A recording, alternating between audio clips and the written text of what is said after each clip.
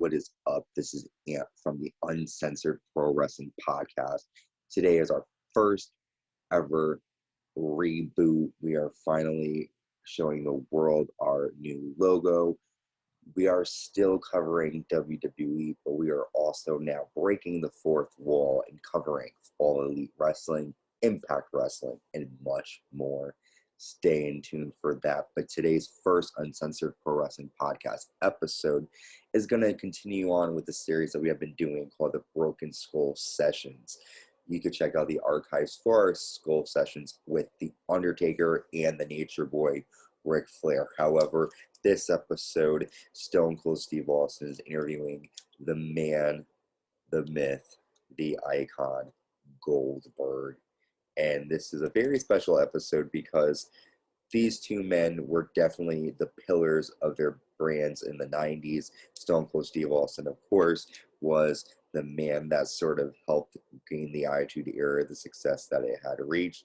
And Goldberg was the man that propelled WCW to the stratosphere. So, with that in mind, we are going to get right into a recap of the episode. And they start off how both Goldberg and Stone Cold Steve Austin, whenever they were in the airports, they would always get confused for each other. So someone would go up to Goldberg and say, "Hey, are you Stone Cold Steve Austin?" And they both would get upset by this at first because, they would, just do that. And they talked about how, there could have been a dream match between Stone Cold Steve Austin versus Goldberg. And Austin believes that if Goldberg jumped over to WWE sooner, the match between them could have happened. But Goldberg didn't feel like he belonged when he first went to WWE, and he had a lot of trust issues. So Goldberg really loved football. His only end game at the time in his high school was putting on a helmet, as he claimed, smashing others. And he loves competition, and he was just a big football fan. He was geared for football. He eventually got cut from the teams when he was part of the NFL, and then he moved on to the Atlanta Falcons, where he competed for them. However, he got hurt in 1994. After the injury, he ended up lifting weights, where he eventually would meet up with Diamond Dallas Page, and he moved down to, while he was in Georgia, he moved on down to the WCW Power Plant, which sort of is like a, almost like, how they have the NXT, the Performance Center. It's pretty much power plants where people perform and train to become wrestlers. And although Goldberg already played football, he really liked MMA. He thought it was different and cool. So he didn't really feel like he was different than anybody. And he was happy to work with Sergeant Craig Pittman, who is a former pro wrestler. And Goldberg would record himself while he was performing with Sergeant Craig Pittman, and he was watching himself train. And Goldberg trained for 6 months before actually competing for WCW. He did a dark match, and during the dark match, he wanted to be called Hybrid. And no one had a plan for him, and they basically fed people to him. There's no plan. And then Thursday, he was watching Gold Thunder when he found out that he would be fighting Hollywood Hogan on Nitro for the WCW title. So basically, we'll get there eventually, but WCW needed a homegrown guy to take on the heels, and Goldberg's style was different, and by the time you wanted more from Goldberg, he was gone. Goldberg wasn't someone who did long matches. He wanted to be different than everybody else. Stone Cold and Goldberg take a look at Goldberg's first match against Hugh Morris on Nitro, and Goldberg knew you can't go backwards. He had to set the stage, and he said that there were people who will like his work and those who won't, because, the type of wrestling that he does is different. He says that Bobby Eaton helped Goldberg so much. Goldberg wanted to make Bobby be the guy, but WCW wanted the streak to remain intact. So basically, Goldberg tells a story of how Bobby Eaton and him were fighting, and he didn't want Bobby to lose. He wanted Bobby to win, but WCW was like, no, you have to keep the streak intact. During the Attitude Era, Goldberg and Stone Cold Steve Austin were really invested in the Monday Night Wars, and they did not like each other during that time period.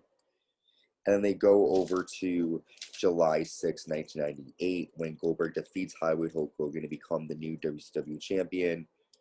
He does not like Scott Hall, and the two did not get along. Hulk Hogan told Goldberg that they'll call the match in the ring, and Hogan had icy hot on his chest during the match, so Goldberg could barely see because of the icy hot. Anytime you put him in a move, it was hard to see. And he felt that one of the coolest moments he had was when the Atlanta Falcons were in the arena that night, and the Falcons wanted to be like him, because his whole entire life he wanted to be like the Atlanta Falcons. He wanted to be like the football guys, and now these football guys wanted to be like Goldberg, and he thought that was very cool. He wanted to be a superhero for kids again, and he felt very empowered to do that. But we're going to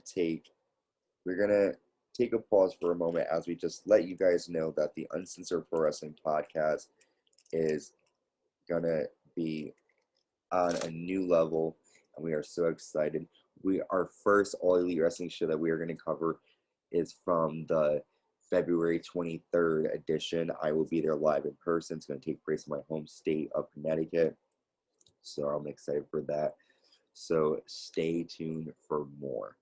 Back to Goldberg. So Goldberg didn't analyze losing the title to Kevin Nash because he felt like, it's not really a big deal to him. We then see footage of Goldberg breaking the limo windows, and Goldberg thought that Scott Hall was a piece of shit, and he thought that Scott Hall was in the limo, and the window wouldn't break. So live TV, he punches the hood and blood goes everywhere because Goldberg had obviously fucked up his hand. Goldberg wasn't disappointed in losing the streak because he really wasn't losing. It was a storyline. He himself was not actually getting beat.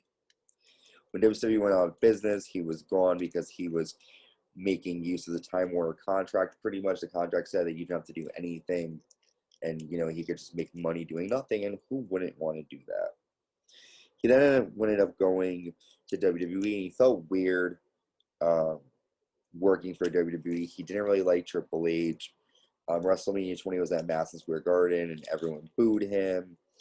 Brock Lesnar was mad by getting booed, and he was consumed by it because both men were eventually leaving the company shortly after. He met his wife, who was a stunt double in a movie that they were in after he left WWE. And then he had his son Gage, who ended up becoming his number one priority. And then in 2016, Goldberg returned to Raw on October 17, 2016. And Goldberg says it's the first time the wrestling business saw the real Goldberg. He had his family on camera because he wanted his character to become vulnerable. Goldberg couldn't contain the same status as he did 20-something years ago, so he had to have a different element to his character. Every time he goes out, he feels like he'll get booed. He's a pessimist, and he believes he has a responsibility to his family that came before him with his name to be the best that he can be.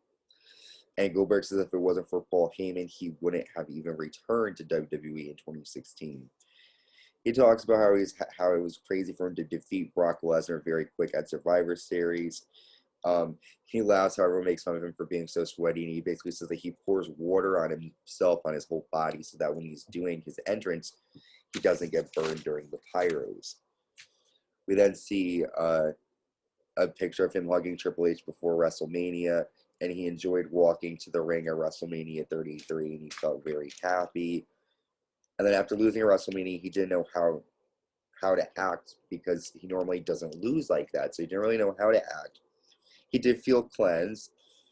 He says he's still green. He's starting in his 30s, and he's still learning. And pretty much that's how the episode ends. He shakes Austin's hand. This is a good episode as a big, deep dive into Goldberg and his career. However, you do learn that Goldberg was a huge football person before breaking into the sport. So I guess with that, take it as you will. So that is our Broken Skull Sessions episode recap with Goldberg. Our next episode will be dropping soon, and it will be on the Big Red Machine, Kane. Stone Cold Steve Austin will be interviewing Kane, and we'll be giving you that recap. Be sure to check out the archives, the interview with the Nature Boy Ric Flair and The Undertaker. Thank you for checking in to the Broken Skull Sessions. Goldberg, this is Aaron from the Uncensored Pro Wrestling Podcast. Be safe. See you soon. Bye.